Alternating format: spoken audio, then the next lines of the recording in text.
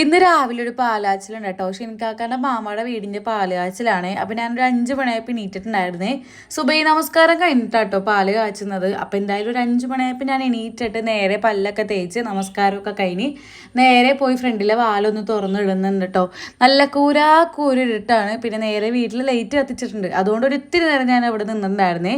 പിന്നെ ഉടനെ തന്നെ ചായ കാച്ചാൻ വേണ്ടി നിന്നിട്ടുണ്ടായിരുന്നു കേട്ടോ. 5 മണിക്ക് എണീറ്റുകൊണ്ട് തന്നെ നല്ല ദാഹവും അതുപോലെ തന്നെ വായിൽ വലിയണ പോലെയൊക്കെ തോന്നിയിട്ടുണ്ടായിരുന്നു. അപ്പം ഞാൻ വേഗം ചായ കാച്ചാൻ വേണ്ടി വെച്ചിട്ട് പിന്നെ കടലയാണ് കേട്ടോ ഇന്ന് ബ്രേക്ക്ഫാസ്റ്റിനായിട്ട് ഉണ്ടാക്കുന്നത്. കടല വേഗം കഴുകി വൃത്തിയാക്കി ഇട്ടിട്ട് ഞാൻ കുറച്ച് വെള്ളവും കൂടെ ഒഴിച്ചിട്ട് ഞാൻ ഉപ്പിട്ടിട്ട് വേവിക്കാണ്ട് പോകട്ടോ. അപ്പം ഞാൻ അവിടെ പോകും മുന്നേ ചെറുതായിട്ടുള്ള പണികളൊക്കെ ഒന്ന് കഴിച്ച് വെക്കാമെന്ന് വിചാരിച്ചു. ഇനി അവിടുന്ന് എപ്പോഴാണ് വന്നതെന്ന് അറിയില്ലല്ലോ. അങ്ങനെ ഞാൻ ചായ നല്ല അടിപൊളി ഒരു മഴ പെയ്തിട്ടുണ്ടായിരുന്നു കേട്ടോ. കുറച്ച് നേരം മഴ പെയ്ത് തോർന്നപ്പോഴത്തേക്കും ഞാൻ പോയി ഡ്രസ്സൊക്കെ മാറി റെഡിയായി. ഞങ്ങളല്ല ഞാൻ മാത്രം പോകണമെന്നുള്ളൂ. ഷിനിക്കാക്ക് എണീറ്റിട്ടുണ്ടായിരുന്നില്ല കേട്ടോ. അങ്ങനെ ഞാൻ എന്താ കൊടയൊക്കെ ചൂടി അവിടെ എത്തിയിട്ടുണ്ടായിരുന്നു. അവിടെ ചെന്നപ്പോൾ ചായയും അതുപോലെ തന്നെ വെളിച്ചെണ്ണ പത്തിരി ആയിട്ടുണ്ടായത്. പാല് കാച്ചലൊക്കെ കഴിഞ്ഞിട്ടുണ്ടായിരുന്നു. ഞാൻ മഴ കാരണം കുറേ നേരം അങ്ങനെ ഇവിടെ നിന്നിട്ടുണ്ടായിരുന്നു കേട്ടോ.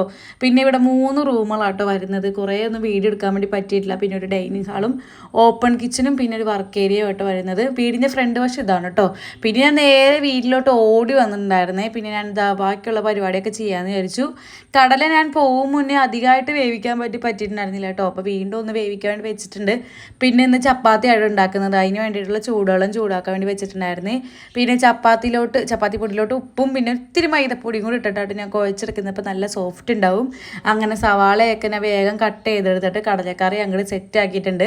പിന്നെ ഞാൻ ചപ്പാത്തി പ്രസ്സിൽ വെച്ചിട്ടൊന്ന് പരത്തിയിട്ട് പ്രസ്സിൽ വെച്ചൊന്ന് പ്രസ് ചെയ്തിട്ട് ഞാൻ പിന്നെ ഒന്ന് പരത്തിയെടുക്കാട്ടോ ചെയ്യുന്നത്. അപ്പോൾ ഒരുപാട് പരത്തേണ്ട ആവശ്യമില്ല. റൗണ്ട് ഷേപ്പിൽ കിട്ടുകയും ചെയ്യും. അങ്ങനെ ചപ്പാത്തിയൊക്കെ ചുട്ട് കഴിഞ്ഞ് പിന്നെ ഇന്നലത്തെ മീൻകറി ഉണ്ടായിരുന്നു. അത് വേഗം ചൂടാക്കാൻ വേണ്ടി വെച്ചിട്ട് ചവറാരം വന്നിട്ടുണ്ടായിരുന്നേ.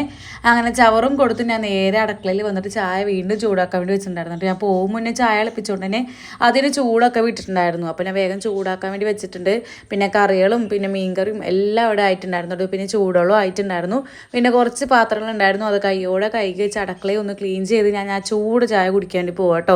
ഞാൻ ചായ കുടിക്കാൻ വേണ്ടി പോയപ്പോഴത്തേക്കും അയിനൂസ് എണീറ്റ് വന്നിട്ടുണ്ടായിരുന്നു. പിന്നെ അവൾക്കും കുപ്പിയിൽ ചായ ആക്കി കൊടുത്തിട്ടുണ്ടായിരുന്നേ. പിന്നെ അവൾക്ക് പല്ല് തേക്കാൻ തീരെ ഇഷ്ടമില്ല കേട്ടോ. ഞാനപ്പോൾ അവളെ നിർബന്ധിച്ച് 2-3 വട്ടമൊക്കെ ഒന്ന് ഉറച്ച് കൊടുത്തിട്ടുണ്ടായിരുന്നു. അങ്ങനെ പല്ലൊക്കെ തേച്ച് കഴിഞ്ഞ് ഞങ്ങളുടെ ആ ചായ കുടിക്കാൻ വേണ്ടി പോവാണ്. പുറത്താണെന്നുണ്ടെങ്കിൽ നല്ലൊരു അടിപൊളി ക്ലൈമറ്റ് ആണ് കേട്ടോ. മഴ പെയ്ത് തോരുമ്പോൾ നല്ലൊരു പ്രത്യേക ഒരു ഭംഗിയല്ലേ. എനിക്കാണെങ്കിൽ ഇങ്ങനെ ഇവിടെ ഇരിക്കാൻ ഭയങ്കര ഇഷ്ടമാണ് കേട്ടോ. ഇങ്ങനെ ഒരു ഇരിപ്പ് ഞാൻ എത്ര നേരം വേണമെങ്കിലും ഇരിക്കും.